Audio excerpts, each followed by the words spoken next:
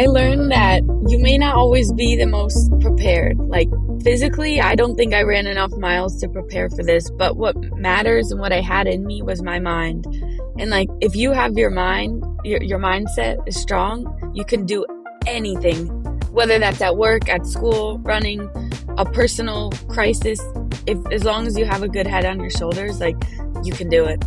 And I always, I knew that I was mentally tough before, but this took it to another level. Absolutely. Wonderful answer. Zoe, what did you learn about yourself? Yeah, I would say definitely mind over matter. You have to if you don't think you can do something, just try it. Try anything. Because 4 years ago, I thought a marathon was way too far. Half marathon was way too far. Everything was way too far. But if you just do it one day and you put in your mind that you think you can do it and you do it, you'll keep going farther.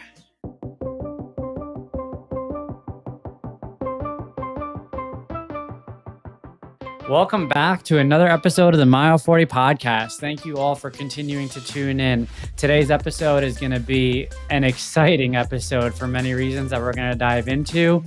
Before we dive in, just a quick round of business. If you haven't already, please be sure to hit subscribe if you're listening on Spotify, Apple Podcasts, YouTube, wherever you get your podcast from.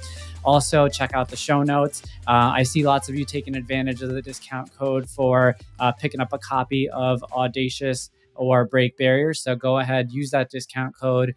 If you do purchase it for using that discount code, I will sign the books for you as they get sent out.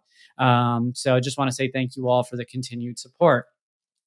Today's guests, I only met a couple of weeks ago. And it's just funny sometimes how people get connected, but their stories and quite frankly, their most recent accomplishment resonated with me on many levels. So today's guests are Lindsey Fritz and Zoe Schaap. Lindsey is a dynamic communications and marketing professional. She's a multi-sport athlete. She's from Connecticut, moved to New York City, attended Fordham, where I actually did my MBA. She's got quite a story and has made appearances on Live with Kelly and Ryan, Good Morning America, The Ellen Show, as well as the New York Post.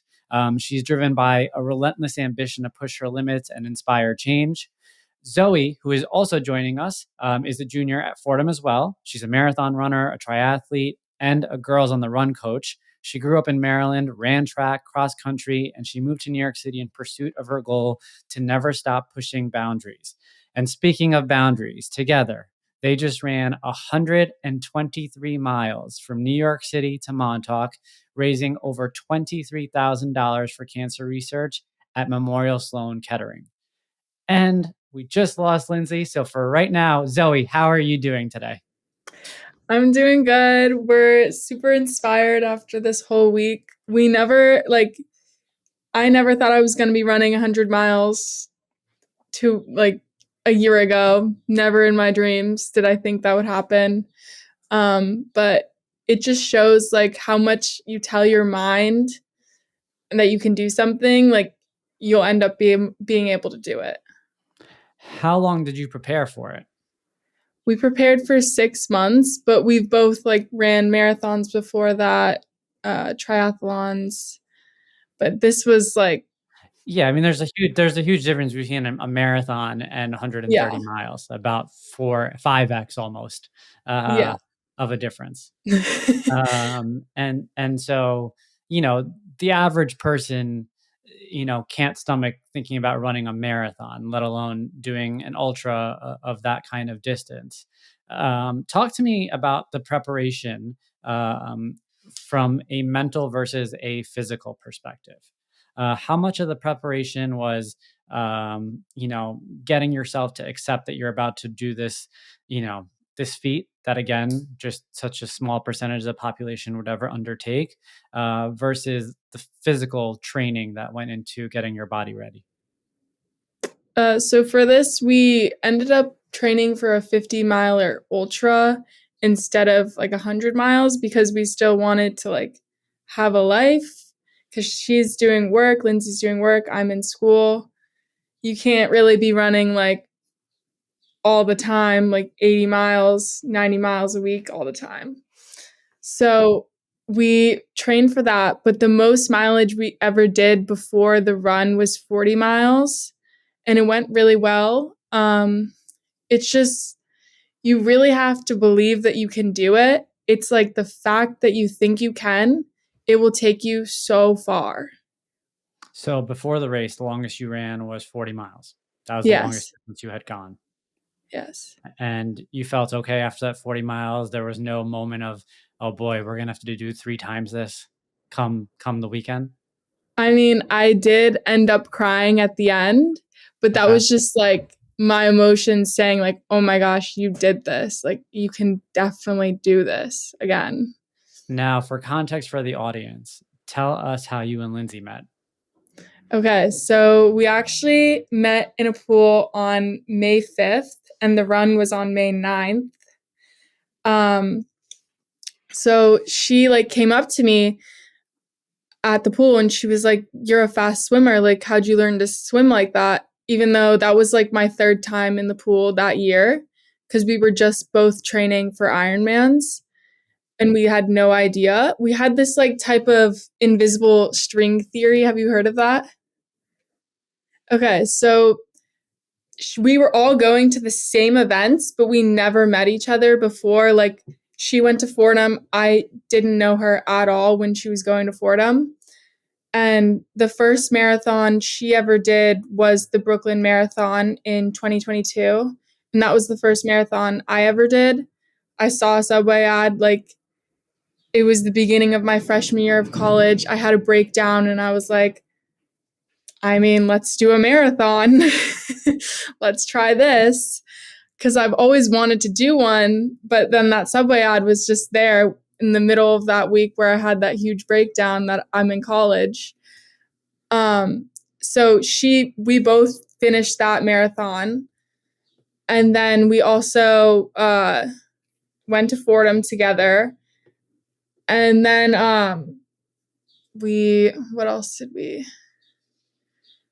Yeah, and then we met in March of that year. We were both signed up for the same Ironman. And then we just went on a 50-mile bike ride right after we first met. Like, a couple days later, I was about to live with her in her apartment. So much just went on. And then that whole like year, we've just been training together. And then it eventually turned into training for MSK to MTK.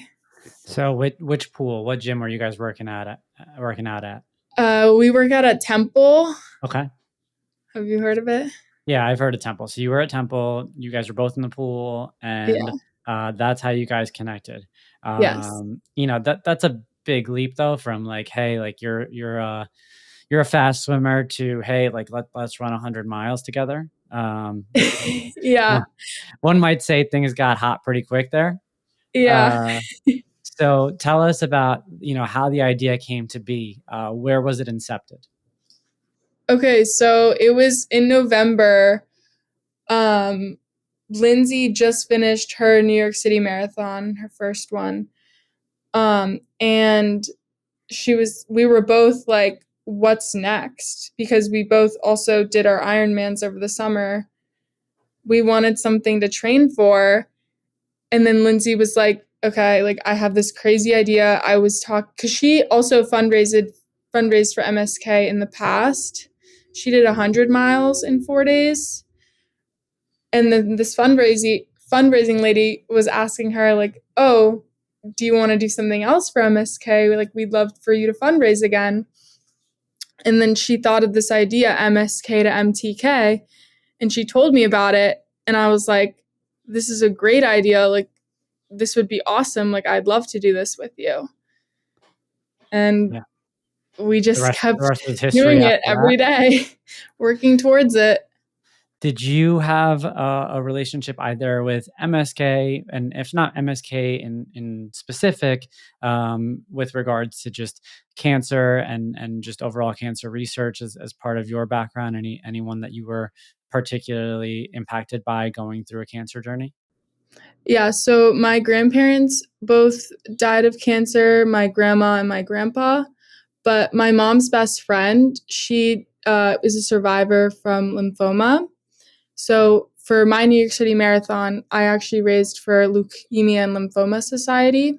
Oh, wow. And What then what it was year just what all year was that? 2022.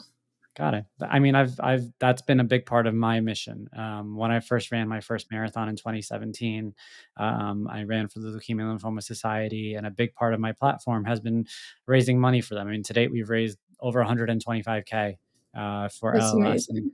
and that's been a big part of my journey personally. And so, it's just great to hear, that both of you guys saw the value in using um, this this really ambitious goal as an opportunity to make an impact for lots of people, both patients and caretakers.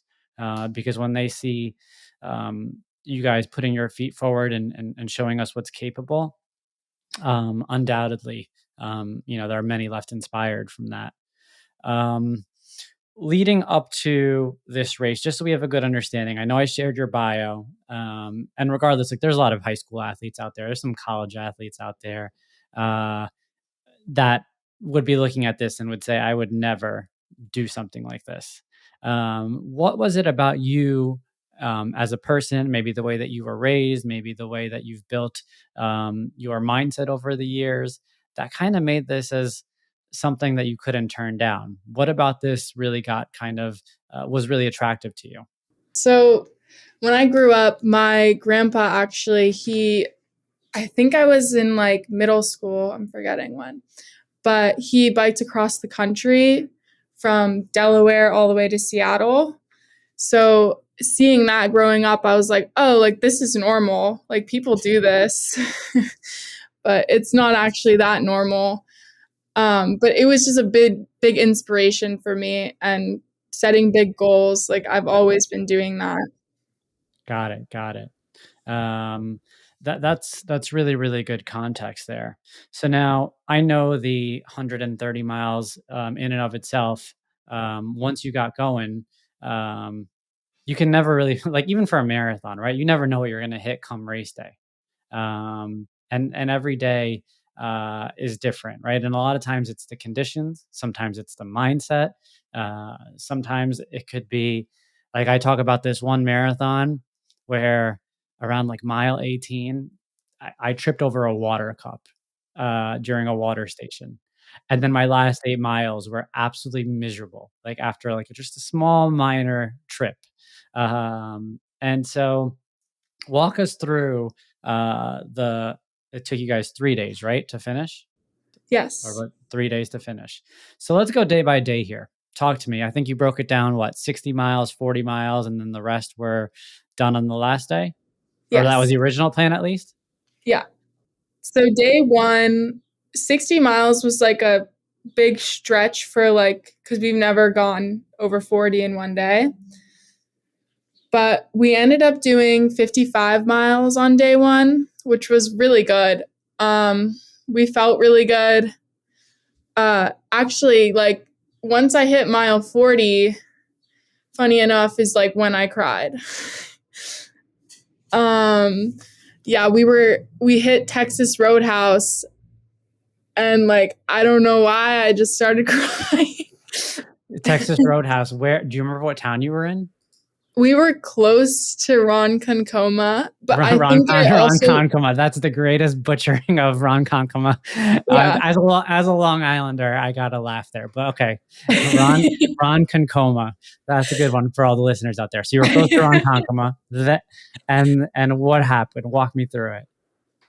That was like I just was so in pain at that point, but I was just like, we're doing it. Like it's gonna end soon anyways. Like you're gonna finish it. But Tell me about how you addressed it. Right, like how much were you and Lindsey communicating along the way? I mean, at that point, we were like mute. Like we weren't speaking that much. We were just like, okay, let's go, let's go. Because And then I my saw you dad, a mile. who I was saw you around also, mile 20, and you guys were both giddy, energetic, and I'm like, they're good, uh, and and so and I understand. I understand how, like, the longer you go, the more you got to preserve that energy. And I Yeah. wouldn't be speaking much either if I were you.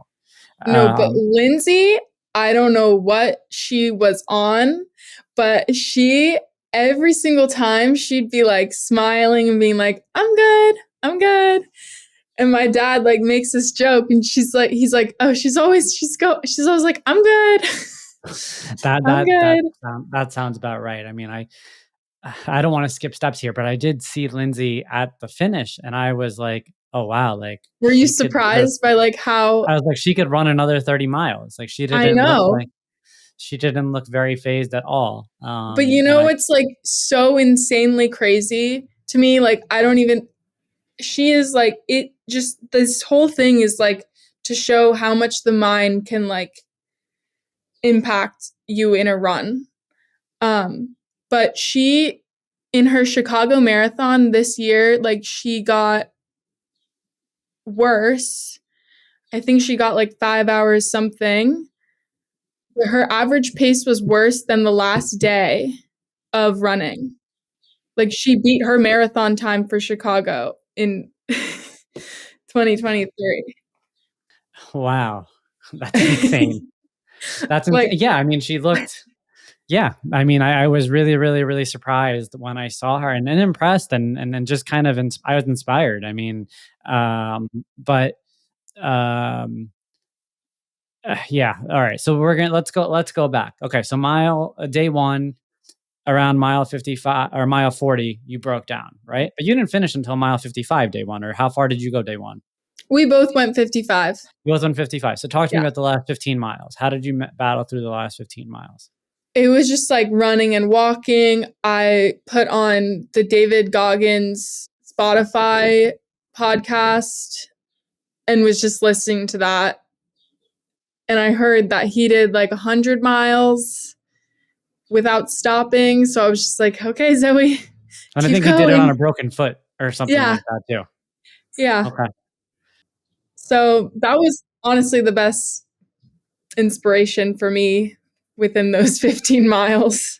Got it. Okay. So, Lindsey, so we are just kind of walking through the course here, right? And we're on day one right now. We talk about hitting mile 40 in Ronkonkoma, or as Zoe called it, Ronkonkoma.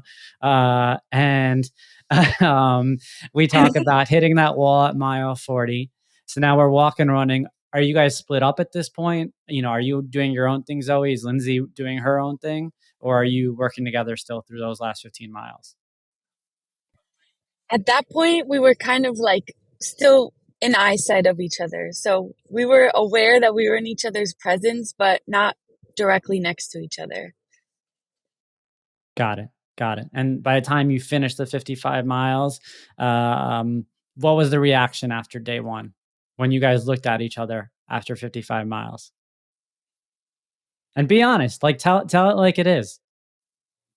I think it was like, what did we sign ourselves up for? And there's no going back now. Like, we're one day in, it was incredibly hard, but like, we're one day, we got to keep going. Like, whether we have to crawl, cartwheel, cry, laugh, walk, whatever it takes. Like, I think we realize like we're in this and we have to stick to it, and we're going to get through it somehow.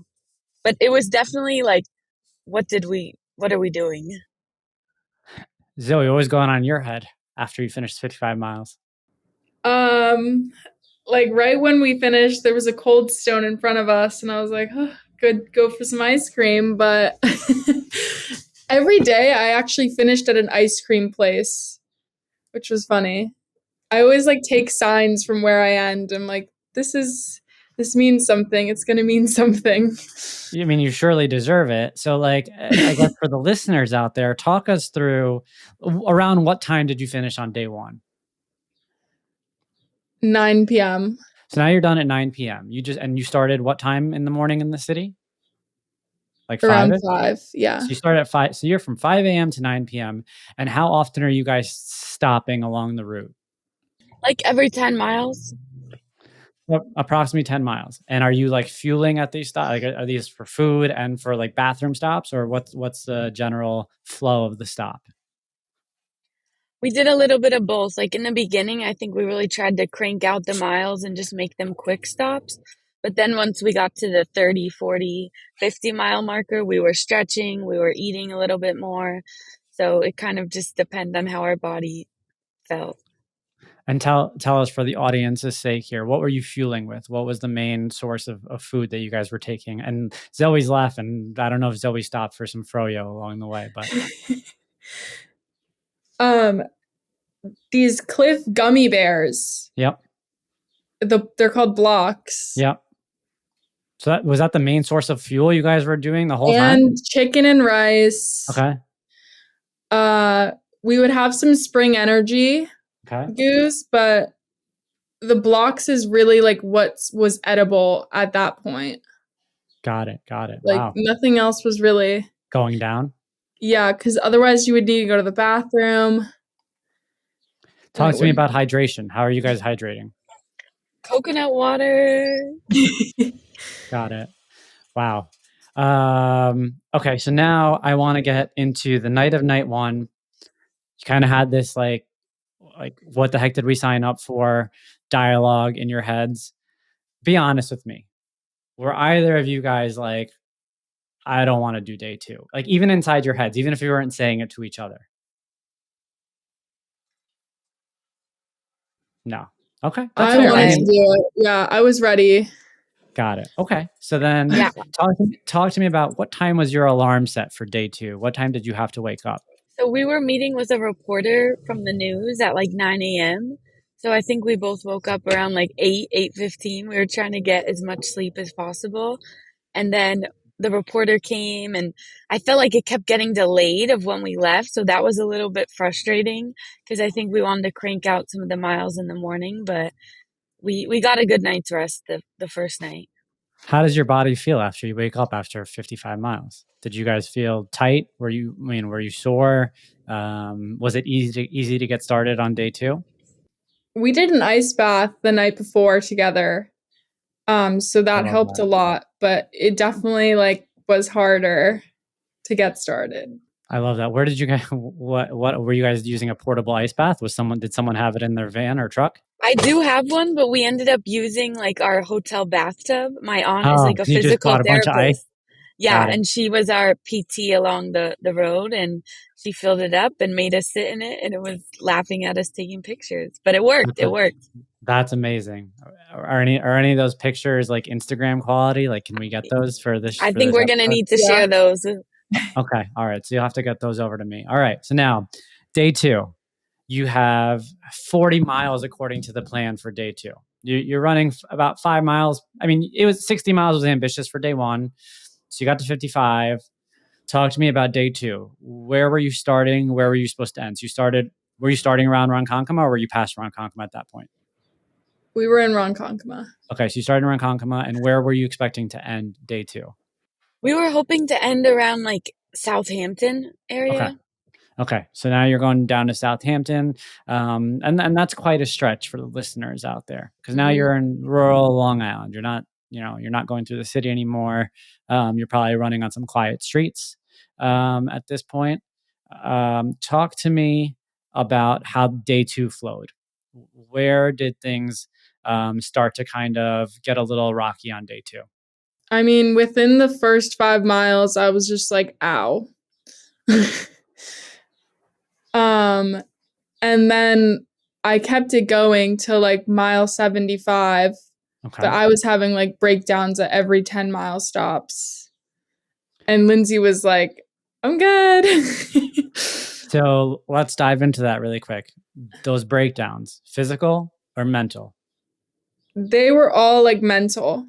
Okay. For me, because nothing in my body was like broken or hurt. Like I probably had one blister, but it wasn't like that bad. Got it. And what was going on inside your head? Just like, I still have so much left to go. Like this is going to hurt so bad. So the focus was really on what was ahead of you. It wasn't like focus of like, I can't do this, I shouldn't be out here. It was more so around like, this is never going to end, right? Yeah. Got it. And how did you guys communicate during that period? I would say that was tough. It was kind of like we were both muted, but like we could understand the way that we felt. And it was just like, I think we spent so much time together that we know each other, the good, the bad. And we definitely were not on the same, I think, just like wavelength, but we both knew that. Like we felt it. So it was kind of this like weird exchange, but like we communicated without speaking. And this might be the hardest part of the conversation, but we have to have it right now. So like, how did you feel, Zoe, knowing that Lindsey was fine and she was going to march ahead? And honestly, like, you guys both understand as endurance athletes, if Lindsey's feeling good, you got to let her run. Otherwise, she could completely, then hit a wall on her own. And at the same time, Lindsey, you understand if Zoe's, hitting that wall and things aren't looking good, you need to let her go at her own pace. But at the same time, you're making these decisions and you're reconciling these decisions at a critical moment in this overall journey, right?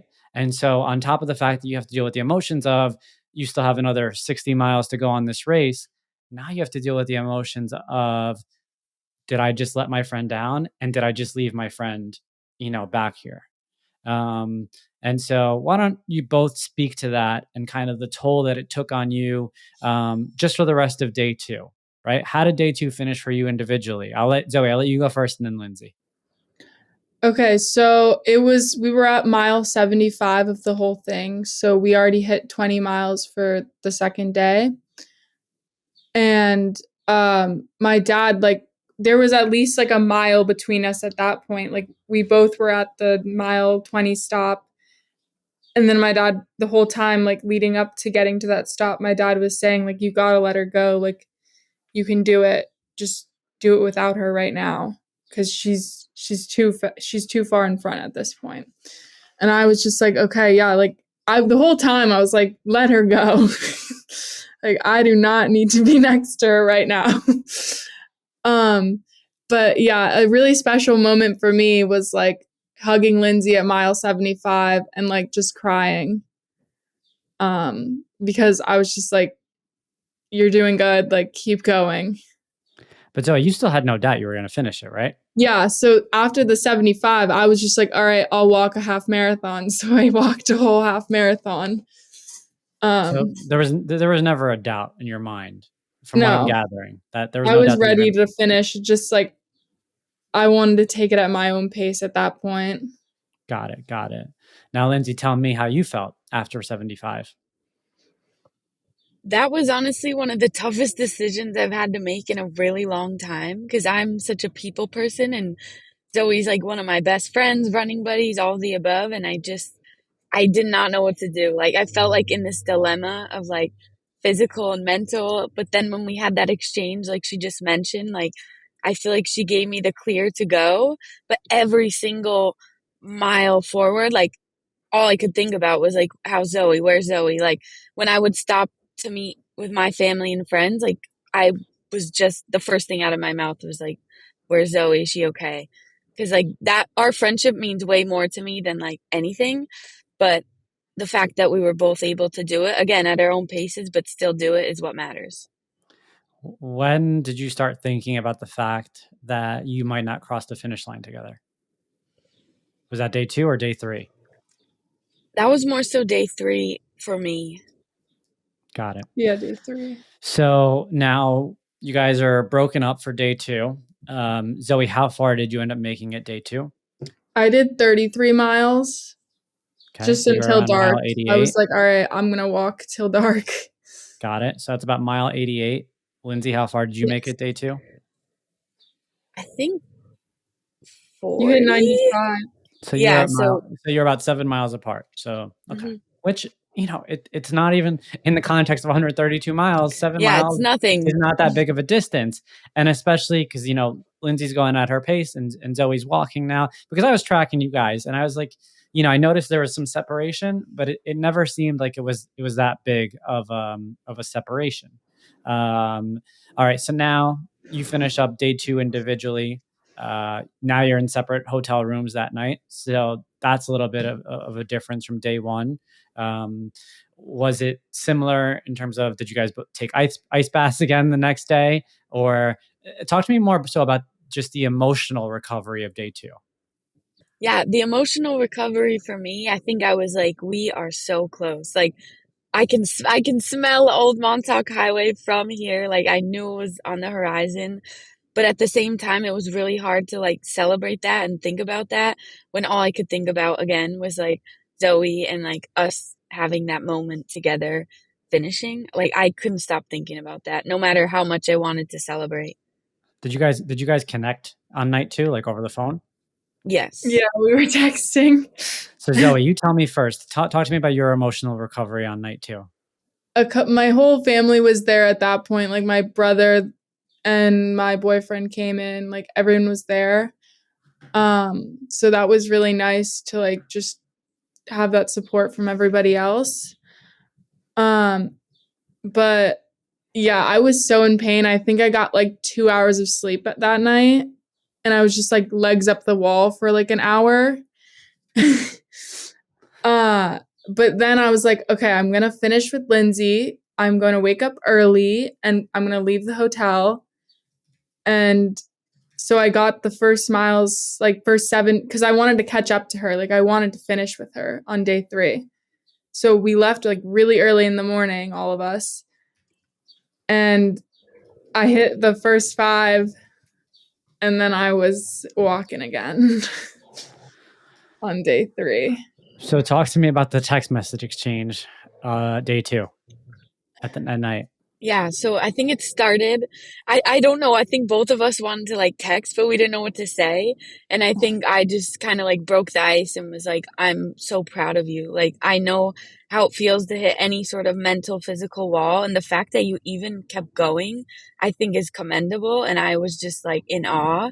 And then when you texted me, I'm going to wake up at 4 a.m. tomorrow to catch up with you, I was like, she's next level. Like that is insane. But that's why we get along so well, because like no matter what, we both bring each other along. And I think like that text exchange gave me some relief because I knew that you still had it in you. Like you were going to fight for it no matter what. And I'm like, that's all she needs. Like this kid is going to do it no matter what it takes. Yeah. I mean, that's the thing about the world of endurance sport. It's its own language. And you understand each other so well. And you even talked about it a lot, like the fact that even when you're not speaking during the run, you understand each other's cues, because there's a lot of elements to this that's extremely relatable if you're an endurance athlete and if you've trained for events like this. And, to your point, like you've hit your own walls, both emotionally, mentally, and physically. So you know what it feels like, and you know what the other person needs to hear and needs to internalize during those moments. So now day 3 arrives. Zoe, did you end up waking at 4 a.m. or no? Yeah. You did. Okay. And you said you started doing that the 5 miles and then you hit the wall. Yeah. And then I was just like, my brother told me, he's like, if you walk, like you're going to be faster at this point. Like, so I was just like walking the entire rest of the way. But I ended up doing it with like my best friend, my brother, and my boyfriend. We all walked 35 miles to the end. Oh, they all walked with you the rest Yes, of they the all way. walked. They've never walked a marathon. They've never done anything farther than like 10 miles in their life. How did that But feel? they all walked with me, which was like really special for me. How did that feel to know that you weren't alone at that point? At that point, it was like easy. Like I just needed to get there at that point.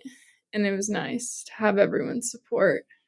That's incredible. I didn't know that part. I didn't know that part of the story. So that's incredible. And I think it's just a true testimony to the fact that when you're doing these kind of things, you're never truly alone. And especially when you're doing it, in the way that you guys went about it. If you know me, you know that I like to look good and feel good. As an endurance athlete who trains daily, I need my wardrobe to fit the mold. Roan creates performance-driven clothing for your active lifestyle. Each piece is designed for versatility and made with integrity to outfit you for an active life lived on your own terms. The Roan promise is to help you move forever forward. Use code MILE40 for 20% off online and in-store for new customers only. Visit www.rhone.com, that's Rhone spelled RHONE, or find your local store and move forever forward starting today. Lindsey, talk to me really quickly about your day 3. What time did you wake up? I think I woke up around like 7:30, 8, and kind of met up with Zoe. Or we didn't, again, speak, but we like saw each other. Okay. And I kind of, at that point I was alone, and then my family and friends also came along. My best friend as well had never run more than a few miles and ended up running a marathon with me, basically. So Wow. both of us pushed our own friends without even realizing it. Wow. Yeah, because they both saw like how in pain we were, and they like just felt so bad. They were like, if she can do that, like we can do this. Exactly. So, Lindsey, for you, you woke up day 3, 7:30-ish. You probably, started to sense the finish line was ahead. And what was going on in your head about approaching the finish line? Was it the excitement about almost being done? Was it the acknowledgement that like I can do this? Because I was joking around with Zoe earlier, like, quite frankly, you look like you could have ran another 30 miles past the finish line. I don't, do you mind telling the audience what you were taking? Because you definitely, that couldn't have been natural, your energy levels. Okay, Zoe's dad even asked my parents, like, what do you feed this kid? What did you feed her growing up? Honestly, like, they fed me a lot of junk food, and it was like reverse psychology. Like, now I like to eat really healthy. But I will say that over the past, days of the journey, I cut off coffee, all the things that I usually like. I was really worried about how my stomach would react. So I literally lived off of those Cliff Chewy things, plain bagels, nothing on them, literally just bread, a big baguette from Panera, and Zoe's brother's chicken and rice. Like, that's, if a doctor opened my stomach, that's what would be in there. This is like a commercial for Cliff, you guys. Right? Oh, we love Cliff. That's kind of how it feels right now. It does. I as a runner myself and a long distance runner, I couldn't imagine just fueling on Cliff, like the Cliff Chews or the Cliff Blocks for 132 miles. So I'm very, very impressed by that. So Lindsey, any highlights from day 3 before the finish line, or anything that you want to call out before the finish line? I think what was helpful for me with day 3 was, number one, my family and friends all being there and jumping in to run with me, but also Zoe and I had practiced the last 40 miles a few weeks ago. So I think being in the territory that we had, already ran, I was like, wait, we got this. Like, we did this already. So once I got to that, I'm like, this is familiar, and like, you're close. Got it. And Zoe, like you said, you've got your boyfriend, you've got family around you, you got people walking with you for the last day. It sounds like the last day, despite, the mileage ahead, seemed like a rather positive experience. I mean, right? That for you, it doesn't sound like that was the worst day. Yeah, no, I thought that was the best day. Like, my mom asked me, she's like, what's your favorite day? Like, my 3rd day was my best day, because I just, like, the bond that we all like felt after, I can't even describe like that feeling. It was amazing. Got it. So now, Lindsey, I saw you in Montauk. That's where I met you for the last 6.5 miles or so. And for me, again, because I'm a runner, a long distance runner, like I fully understood the impact of this entire journey. And there was no way. I mean, I kept looking at my clock because I had to get back for an appointment. I was like, there's no way I'm not going to run these last 6 miles to get her to the finish, just because I know, what that journey means and what it embodies for you. But what I did not know was that when we got to the finish line, your grandpa was going to be there. And I did not know that your grandpa was going to cross the finish line with you. Talk to me about that. Was that always a part of your vision, or was that something that you had decided, closer to the race day? I would say that was like my ultimate dream bucket list vision, but I did not ever think in a million years it could actually come to life. He just lost his wife. He's been through a lot. He has stage 4 lung cancer. Like, I just, all the factors involved, I didn't know how he would physically get to Montauk, but my dad said he woke up at 4 a.m. that day. He woke my dad up and was like, Chris, we need to get to Montauk now. Like, I'm going to be there and I'm going to do this with her. And he apparently has been telling all of his friends, like, I need to walk to the mailbox every day so I can train to do this. So he in his heart knew he was going to do this the whole time. To me, I was just in like utter shock, but like so grateful. That's all I could have like ever wanted. It was an incredibly powerful moment, because I think back to this, like a couple weeks before this, like I said at the very onset of this episode, I didn't know you guys.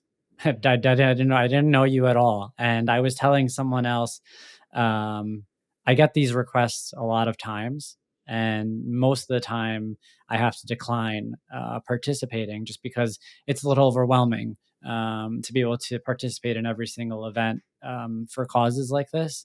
But there was just something about you both and about the way that you presented this that there was no way that I was going to, not be a part of this in any sort of capacity.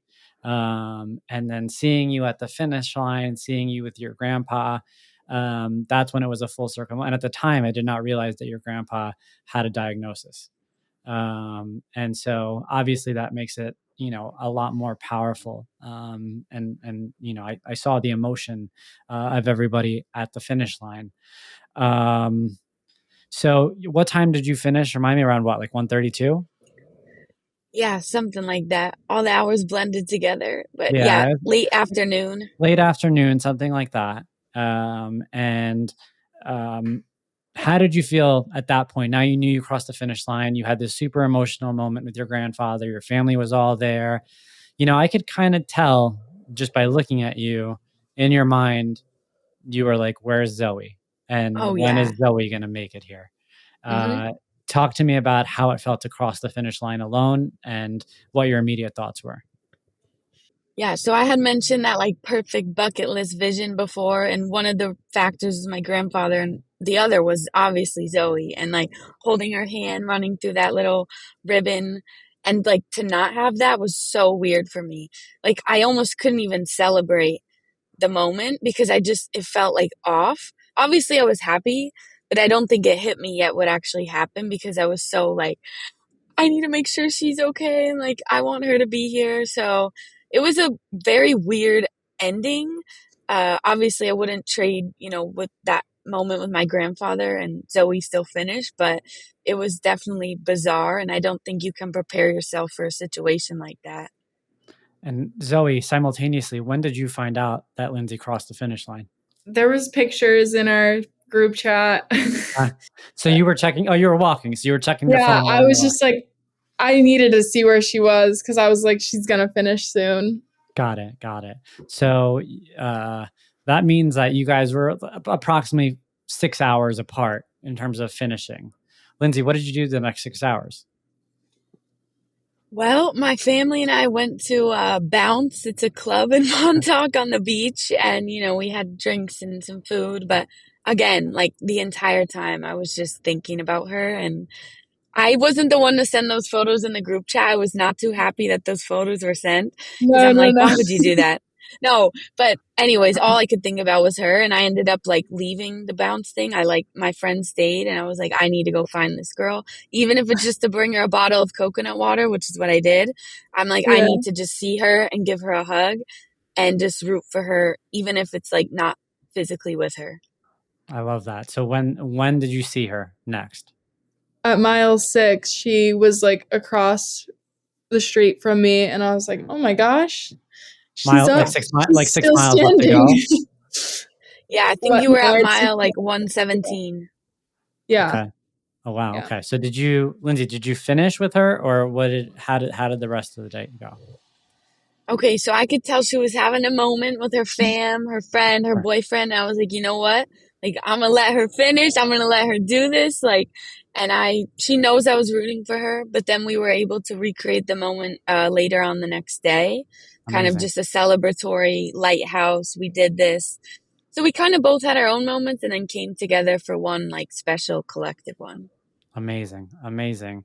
It's just so crazy, and crazy is probably not the right word. It's so powerful to know that you started this journey, after meeting in a pool at a gym, relating over the fact that you guys are both badass endurance athletes, doing this not necessarily on a whim, but kind of on a whim.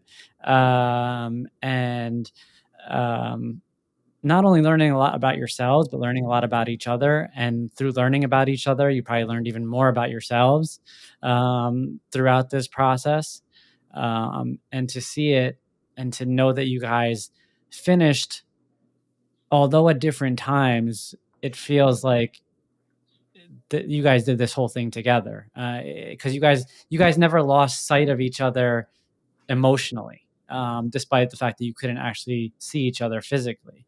And that speaks volumes, because there's a lot of parallels that can be drawn to that, just throughout life, where a lot of people recognize that other people are at different points in their life journey. And a lot of times it doesn't require a lot of words, it just requires more understanding. And that's similar to what you guys were going through on the path from the city to Montauk. That that you guys advertised it as 123 miles, but it was more like 130. Yeah, I think we added a few here and there. Yeah, and so I just want the listeners to kind of take that in, because you could be listening to this whole episode and you could be thinking, wow, like these girls are incredible, and they are. And their physical feat is an incredible physical feat, and it's not to be undermined. But what I think the listeners need to really take about this is the lessons from, going down the path, diverting, but ultimately never losing sight of each other emotionally, mentally, and deep down within. And that's really, one of the important takeaways here. I want to make sure we address this, because I don't think we touched about it on the onset here. Zoe had mentioned, Lindsey, that you had previously ran for Memorial Sloan Kettering, right? Is that why you Yes. decided to run for them again? They reached out to you and they said, hey, like, would you guys like to, or would you like to do something, different? Or was there any other reason why Memorial Sloan Kettering was the charity of choice? Yeah, so the day after I graduated high school, I moved to the city to sort of like be a babysitter for a family, and I lived with them, and someone in their family was treated there. So we spent the whole summer at MSK, and that's kind of how I first learned about it at a firsthand glimpse. And since then, like any opportunity I have been able to have, whether that's volunteering for something or doing a run and raising money, I've done it all for MSK. So it was kind of just this like ongoing, like no questions asked. Of course, I'm going to do it for them. And then I was at a gala because I had done things in the past, and they were like, "Do you have any other crazy ideas?" And I kind of was like jokingly, like, "Oh, one day I'm going to run to Montauk, maybe MSK to MTK or something." And they couldn't stop emailing, following up, like, "You actually need to do this." And then I met Zoe, and it was a chain reaction. Will this become an annual run? We're thinking of some other ways to, Maybe relay. I mean, yeah, 'cause relay. you guys had some good advertising, like good branding you guys did a Yeah. good job considering you turned this around quick. You guys, really got your branding heads together. Your marketing background really came to play. I mean, that was part of the reason why you guys were so, good at not even really needing to convince me to be a part of this. Like I'm very easily sold on good marketing, and you guys have good marketing. And so that Thank was you. that was apparent. And I saw it, Lindsey. How many cold emails did you have to fire out for this? Oh, over 100, like 90 emails, DMs, LinkedIn message. You were one of the LinkedIn messages you Yeah, answered though. So look at this. Yay. that's what I'm saying. Good marketing. That's all it takes. Hmm. Yeah, I mean, not to divert here, but like Instagram ads, like I'm a sucker every time. If it's good Yep. marketing, and then my wife will be like, "What did you just buy?" And I'm like, "Good." So, kudos to you, because there's also a difference between, being able to sell something, but also just relaying a devotion to a mission. And that's one thing Hmm. that kind of came across, definitely in the way that you reached out and communicated with me. Let's just quickly talk about how things gone post race. how are you feeling, emotionally? And are you ready for whatever is next? Or are you just, at this point, continuing to reflect on what you just did? Zoe, you go first, and then Lindsey. I thought it was like a really full circle moment yesterday. Me and Lindsey, we went to yoga at Oh, wow. Temple, and this girl came up to us. She's like, "Oh wait, are you guys the girls that ran 123 miles from Fordham?" And I was like, we were both like, "Yeah, how do you know that?" It's because I asked my professors to like talk. My professor talked to every single class that she taught, and she talked about what we were doing and like the run, and she was building awareness. And this girl remembered us, and she was like, "Wow, you guys are amazing." But it just shows like how much like going to school, and like you have to like keep your friendships wherever you find them, like just keep working with people and talking to people, because you never know like what it's going to turn into. Absolutely. Absolutely. You're spot on there. What I love about this for you guys is the fact that, relatively speaking, you're young, and a lot of people don't realize what they're capable of handling until much later in life. Lindsey, I think I was speaking to your uncle at in Montauk, and I was telling him, and I said, there are people who wait until they're in their 40s or 50s to run their first marathon, or to just sign up for something, to maybe quell a midlife crisis of sorts. And it's not until they hit that crisis they don't realize, like, oh, like I can finish a marathon, or I can do this task I have never really thought I was able to do. And I told your uncle, I'm like, these girls are now headed into a whole life ahead of them, knowing that they could do something that 99.999% of the population wouldn't even imagine doing. And, I think it's just a really powerful way of knowing your value, knowing your worth, knowing your capabilities, right? Like, you're going to come across a lot of leadership in your professional life who can't do anything remotely close to what you just did. And as long as you lead with humility and grace, of course, like, you're gonna be able to establish yourselves just incredibly well in your adult life, and you're going to be setting an example for the people to follow you. And so, I think that was an important call out, and I wanted to put that out there before I heard Lindsey's answer here. But tell me about the next couple of days, last couple of days for you, Lindsey. Honestly, I don't know if this is the right way to say it, but I feel like high on life. Like doing something like that, I mean, you meet a part of yourself that you didn't know existed a few days before when you started. Number one. Number two, just the power of bringing people together for a cause that literally affects everyone to some degree. Everyone knows someone. Just like those two things, I mean, like, I can just go to bed happy right now, like any night, because we did that. Like, as a group, as a community, the people that helped us from the beginning to the end, to people that tracked us, donated, like, it was just crazy going to work the next day and people coming up to me like it was my first day on the job because they were just so excited. People that I barely talked to.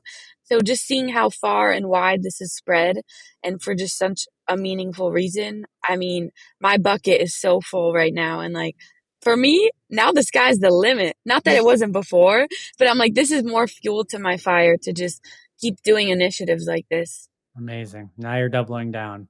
Um, Guys, I can't tell you how grateful I am for both of you. A, for inviting me to be a part of this journey.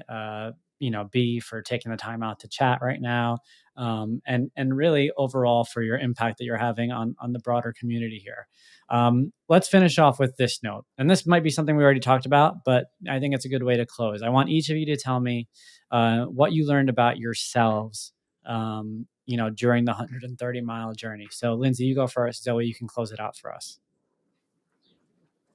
I learned that you may not always be the most prepared. Like physically, I don't think I ran enough miles to prepare for this, but what matters and what I had in me was my mind.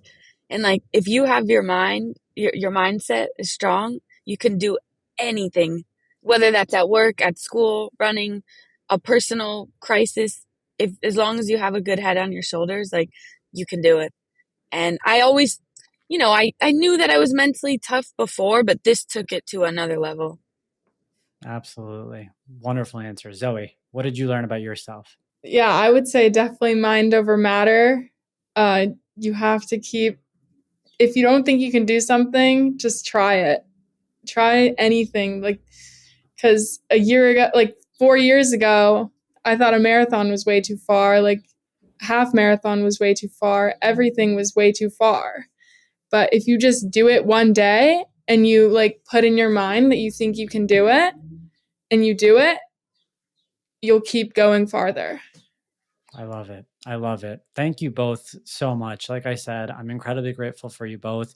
It's funny. You guys employed some of that resilience during this recording. We had some technical difficulties and it felt incredibly smooth. So didn't even notice. I'm sure the listeners aren't even going to pick up on it. For people listening on Spotify or Apple, the people on YouTube, Lindsey just does what she wants, but she makes it to the finish line. And so I just want to thank you both. This was a truly special conversation, and I appreciate you guys coming on board. Thank you for everything. You've been a guiding light to us literally since we started, and I'm excited for what's next. I feel like the three of us are going to keep doing stuff together. We might have to. I love it. Thank you.